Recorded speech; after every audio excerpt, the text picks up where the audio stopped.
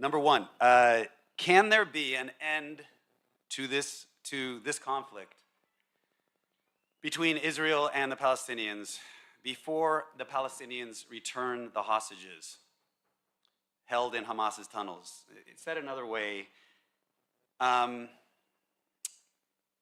Israel's unilateral ceasefire right now, would it end the current conflict? I'm going to start with you again. Okay. I'm only going to address the second version of that, right? I'm asking for clarity. Okay. Yeah. Because I don't necessarily, I don't concede that there are hostages in tunnels right now. I don't know where they are. I'm not saying they're not hostages, be clear. I'm just saying I don't know where they are. Thank you. Let's rephrase the question to be hostages held in Gaza. Okay. Yeah. All right, cool. Can we reset the clock just so I don't run? Yeah, we can reset it. Sorry about that. Yeah, no problem.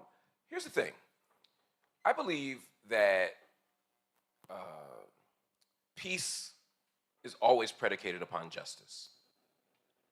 And justice has, therefore, to be a precondition of peace. So I don't think there will ever be peace in the way that we mean it. Not just a ceasefire, but an actual end to the word you're calling conflict. I don't use the word conflict because conflict implies something slightly different, which is like two equally positioned powers who are disputing over a matter. I consider this a colonial occupation. And I know you'll completely agree with me on that.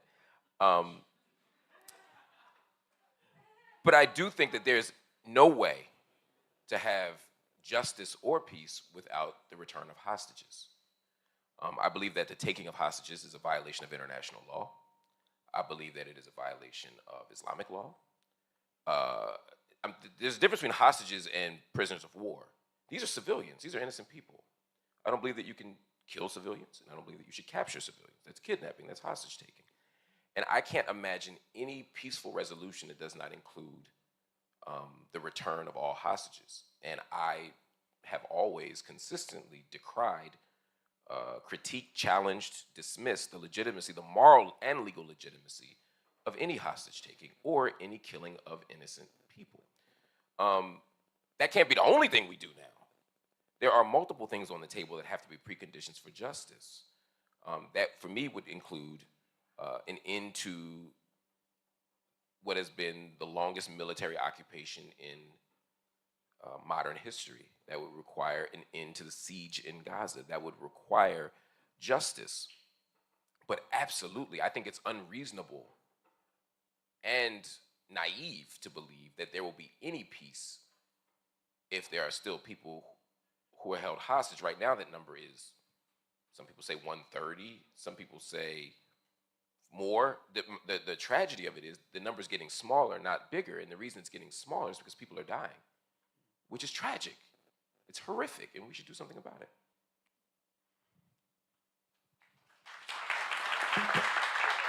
So your answer to the question of would Israel's unilateral ceasefire right now end this conflict? What's your answer, yes or no? Would Israel's unilateral ceasefire end this? When you say this conflict, though, do you mean the war in Gaza? If you mean the war in Gaza, sure. No, I mean the overall conflict. The overall conflict that was generated from October, you can call it from before, but October 7th initiated this current. What I'm saying is those are two different answers. The campaign and the give me 10 seconds and I'll explain. I'm not trying to be difficult. What I'm saying is, if you're asking the current post-October 7th military struggle that's going on between these two parties, yes, I think a ceasefire would stop that. But it would not stop the overall Israel-Palestinian conflict because that's a deeper, more, I won't say intractable, but it's a more complicated question that won't stop simply if Israel stops shooting. I'm referring just to Gaza. It won't even stop the overall, the crisis in Gaza precedes October 7th as well. But if you're asking me if the armed battle between Hamas and its associated and its affiliate groups and the Israeli military right now would stop with a ceasefire, I would say yes. Yes.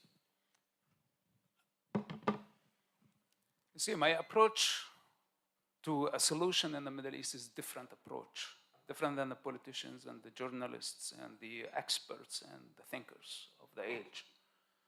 Because I'm a son of that conflict, and I lived the pain of the first intifada, the second intifada. I witnessed so much bloodshed, that there is a volcano inside me that is about to erupt. And I don't see any other solution but the truth. So for example, allegations like occupation. Oh, this is false. Occupation of what? According to the United Nations, not valid. This is not my authority. I speak on the authority of my experience in that land. Before the first Palestinian Intifada, things were very peaceful. When Hamas and Muslim Brotherhood decided to start violence, things changed. Things changed for everybody. We started with checkpoints, fences, violence, and things went out of control. It's like a snowball and just kept rolling. In 1967, the Arabs decided to destroy Israel, to annihilate the Jews. Israel was outnumbered. The Arabs lost the war. Israel captured the West Bank, Sinai, that includes Gaza, and the Golan Heights. The Arabs initiated the war. Israel finished the war and they won the territory, which was British mandate before. Before the British mandate was Ottoman Empire. It was not a Palestine, it was not an Arab state, it was an Islamic state for 400 years. So now, why Israel would give this land back if it was captured in war? There are winners and there are losers. The Arabs were losers. Israel was the winner. They are entitled to that land. It's as simple as that. It's not occupation. So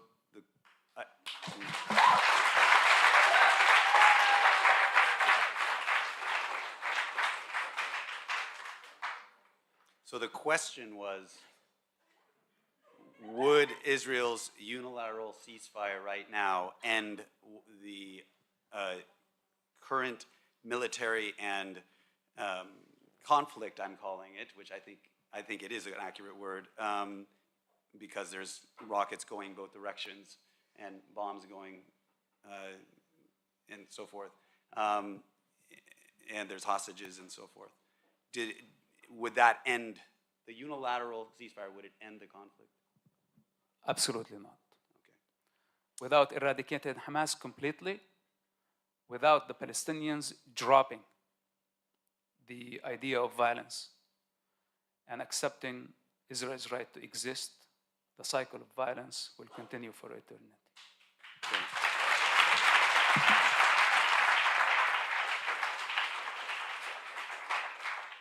So I'm baffled by part of your response, my dear friend. You say that there is no military occupation. And you also simultaneously say that after the first Intifada, there are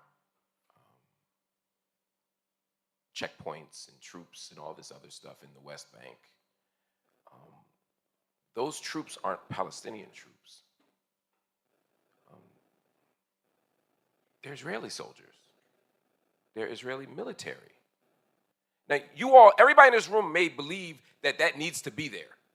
Everybody in this room may believe that Israel needs security and they need checkpoints and they need soldiers and they need all this stuff, and that the only way Israel can be existentially safe is to maintain a military boots on the ground control in the West Bank and in Gaza. Let's say you all believe that. That only explains why there's a military occupation. But to deny the fact that there's a military occupation is simply to deny the obvious. It would be like me saying there's no police outside, just because I don't want there to be. Even the Israeli government acknowledges that there's a military occupation. We may disagree about Gaza, but to say that there's no military occupation in the West Bank, to me, it's bizarre to me, with all due respect. There simply is. From 1948 until 1967, there was a Jordanian occupation, as you pointed out. The Jordanians gave way to the Israeli occupation. The Egyptian occupation in Sinai and in Gaza gave way to the Israeli occupation. Golan, Syria back to Israel. There is an occupation. Your second point that you made is, you said if you take land that you win in a war, you won it fair and square and you get to keep it. That's a fair characterization, which said that's fine as your personal philosophy, but that's illegal. The international law, the acquisition, I mean, y'all can laugh, but acquisition of land by force is not legal. I can't invade your country, take your land. Are you saying that the Russian invasion of Ukraine is legal? That Russia can annex Ukraine and take everything? You can't annex land by force. You absolutely cannot. That's simply a fact. We're gonna give you another chance to talk about that. So you'll get more opportunity. Don't worry. So this question is kind of morphed into a different subject, but it's part of the give and take of this debate. I'd ask that the audience try and keep, you can have as much commentary as you want in your head. So, it's because we want to keep this, one of the things my job is here is to keep it staying on time, staying on topic, and staying civil. So part of the civility is listening to these guys speak and letting them speak. Okay. So basically, if it was Jordan, then best case scenario, based on your theory, it would be occupation of a Jordanian territory, not Palestine, because there was never Palestine in the West Bank. So this occupation you're talking about is a matter between Jordan and Israel. And thankfully, there is peace and security arrangements between Jordan and Israel for a long time. The Jordanian king is one of Israel's greatest friends. When I say the presence, this was the outcome of the Arab defeat in the 1967.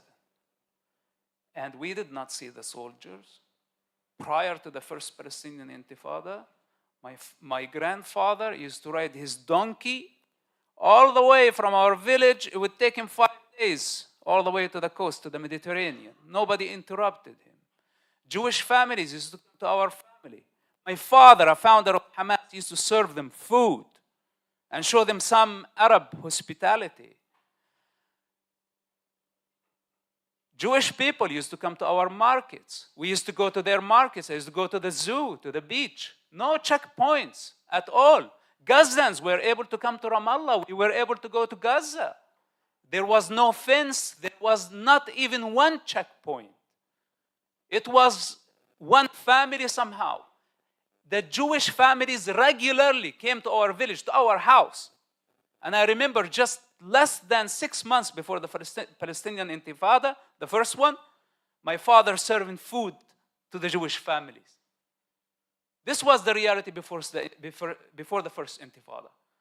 Now, when it became violent, stone throwing, stabbing, especially stabbing, mass shooting, suicide bombing, things got complicated and we start to see more soldiers and IDF and all that for security measures. Before that, we did not see them. They were just civilians. Everybody was civilian.